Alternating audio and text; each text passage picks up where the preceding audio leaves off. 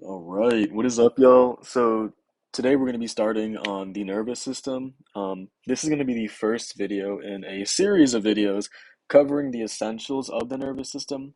So the nervous system is personally my favorite topic. It is really complicated, but hopefully we can get through it together and it won't be too bad.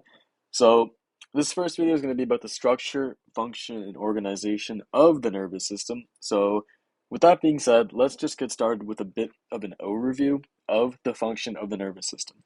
So I drew up a little diagram here where there are three primary phases and functions of the nervous system. The first being sensory input. So a guy sees a bag of money, right? The sensory input is the individual seeing the object and transmitting that information into the brain. The second phase is integration, where your brain's working and it's like, hey, what do I do? Do I go and tell the cops about this? Do I just walk away and pretend like it never happened? Or do I just take it and book it because I need money, right? So in this case, this guy utilized motor output, which is the third function, where the brain is done processing the information and sends it to the body in order to finalize a decision. In this case, he wants to go get the money because, hey, I mean, college ain't cheap and we all need money. So he goes and takes the bag of money, and that is the brain sending signals to his muscles to move, his legs to move, his arms to reach down and grab the money, etc. So this is just a super broad overview of the function. So with this being said, I drew up a flowchart just to show a little more in detail what the organization of our nervous system does look like. So let's walk through it from the right hand side. I'll be applying this to the example just to kind of simplify things. But so stage one or phase one, we have our sense organs. These are our eyes, ears, nose, tongues, etc. Anything that is responsible for sensing information. This sends information to the peripheral nervous system via our sensory network. This is known as our afferent network, and it's sending information to the peripheries. Or it's sending information to the peripheral nervous system, which sends it to the central nervous system. So, stage one is the sensory input, and in this case, right, this is all the sensory input phase, where you get that information that's being sent to the brain. Once the neuronal pathways lead all the way to the spinal cord in the brain, this is where the integration phase happens. So your central nervous system receives all this information, is processing it, and will send information back down to the peripheral nervous system via an efferent network. So it goes to the peripheral nervous system and then exits via the efferent network to the rest of your body into two different branches. There's the somatic system and the autonomic system. The somatic system is going to be a voluntary movement system, and the autonomic system is going to be involuntary. The autonomic system further simplifies into the parasympathetic and the sympathetic system. The parasympathetic system is responsible for your rest and digest phase, and your sympathetic system is going to be your fight or flight reaction. So, we're going to walk through all of this in detail now, but I just want to give you all a brief overview. So, let's get started with the CNS, right? So, our central nervous system. This consists of our brain and our spinal cord. So, what is the function of our brain? Well, it processes all the received information and initiates a response as to how to react to that information. The spinal cord kind of acts like a highway, right? It's a signal conduction system where it goes to the brain and leaves the brain, and it also controls reflexes. So, the primary purpose of the central nervous system is to serve as a command center. That's the integration aspect that we talked about before, where it's processing all that information. And then we have the afferent and efferent networks, where it's interpreting information via the afferent network and sending motor responses via the efferent network. So I drew up a little diagram which kind of helped me visualize things, where the spinal cord is like a highway, it's going to the brain and it's leaving the brain, and the brain's kind of that processing hub. So, with that being said, let's talk about the peripheral nervous system. So, the peripheral nervous system is everything relating to the nervous system outside of the brain and the spinal cord. So, all of your peripheral nerve endings, including your cranial nerves and spinal nerves. Your cranial nerves are named the cranial nerves because they carry signals to and from the brain, And the same thing for the spinal nerves because they carry signals to and from the spine. The peripheral nervous system is a lot, I guess, messier because there's a lot of signals crossing, there's a lot of nerve fibers, and they're all essentially converging into the spinal cord or leaving the spinal cord. It's essentially a communication medium between all of your sensory organs, your muscles, your glands, your spinal cord, and the brain. So all the information is leading into this hub where it's entering the spinal cord and going to the brain and exiting the spinal cord and going to the rest of your body. So there's two divisions. There's the sensory division and the motor division. Now, I say afferent and efferent, but a helpful mnemonic that helped me. So let's just get started with the sensory division, the afferent division. So A is for arrives, right? So afferent, or however it's pronounced. But this is going to be the network that inputs your sensory information to the central nervous system. Hence, it's arriving via the afferent or the afferent division.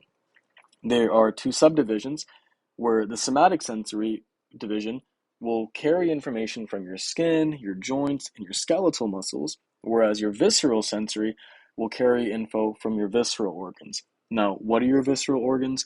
Well, those are like your internal organs, like your heart, your lungs, your kidneys, etc. So, somatic sensory versus visceral sensory. These all receive sensory information and send it to the central nervous system via the afferent division. The next division is the motor division or the efferent division. Another mnemonic for this is E for exits. So it's exiting the central nervous system and going to the rest of your body as motor impulses. So all your information is being carried away from the central nervous system towards things called effector organs via the efferent neurons. So effector organs are essentially any muscle, gland, or organ that really responds to a neural stimulation and can produce a response in reaction to that neural stimulation. So the motor division is a little more complicated than the sensory division because it has some more branches to it. So to start out with, we have the somatic and the autonomic systems. The somatic system will be voluntary and autonomic will be involuntary. However, both of these only contain motor neurons. This is important to remember because a lot of people get confused, and the most helpful way to remember this is everything falling under the motor division will all have motor neurons. Everything falling under the sensory division will have sensory neurons.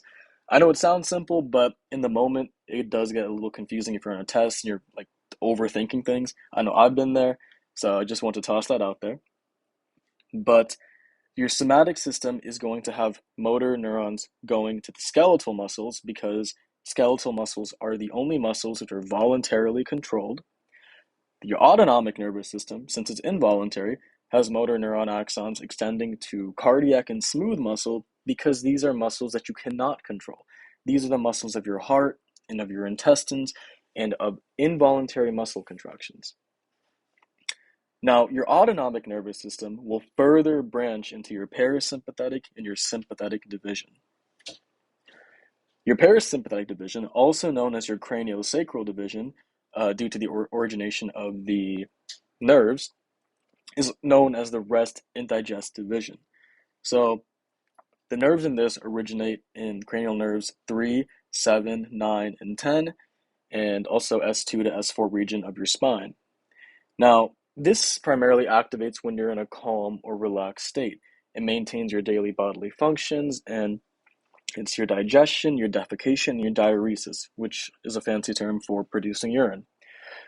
Now you have your sympathetic system, or your thoracolumbar division. Same thing, same name for the same reason. It's because their preganglionic neurons are originating from spinal divisions T1 to L2, and this is known as your fight or flight fight or flight division.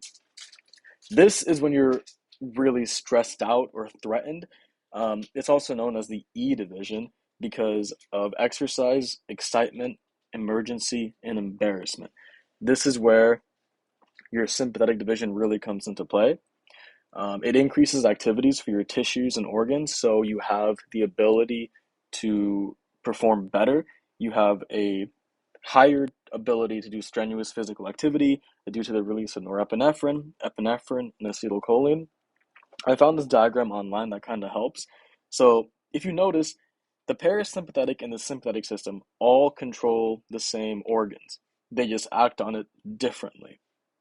So this is due to the neurotransmitters released that are reacting or that are um, altering the neurochemistry of these muscles and organs. And your parasympathetic system will serve to direct blood flow into things that are more for a calm and relaxed state for daily bodily function.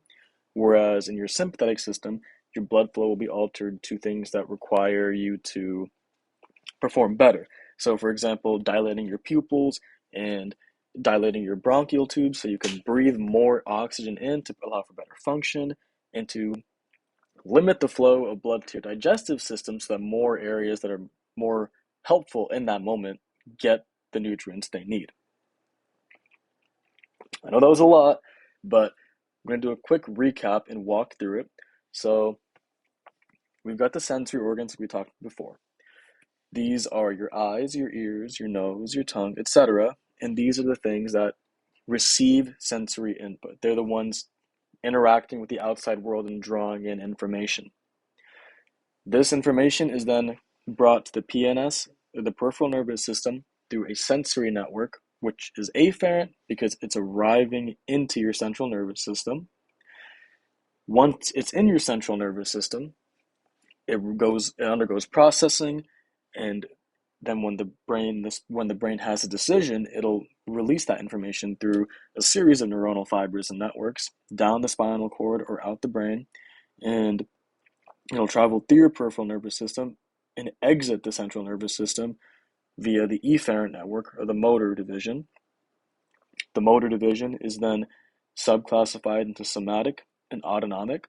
Somatic is for voluntary movement, so when you're lifting weights or when you're running around or when you're doing any voluntary decision, that's your somatic system. When you are breathing or when you're blinking or when you're digesting food, these are all part of your autonomic system or your involuntary system. Your autonomic system will further be classified into the parasympathetic and the sympathetic system. So, like a couch potato, right? You're resting and digesting, you're just chilling, you're vibing, you're at peace. You're not really stressed, and that's where your parasympathetic system has a priority. Whereas the sympathetic system, when you're skydiving, for example, you're probably freaking out. So, your adrenaline's rushing, you're really, in this case, physically and emotionally threatened and stressed. So, you're getting prepped for a survival instinct, and that's your fight or flight division. So that's going to be it for this video. I hope it wasn't too convoluted, but this is just giving you a broad overview of the structure, the function, and the organization of our nervous system.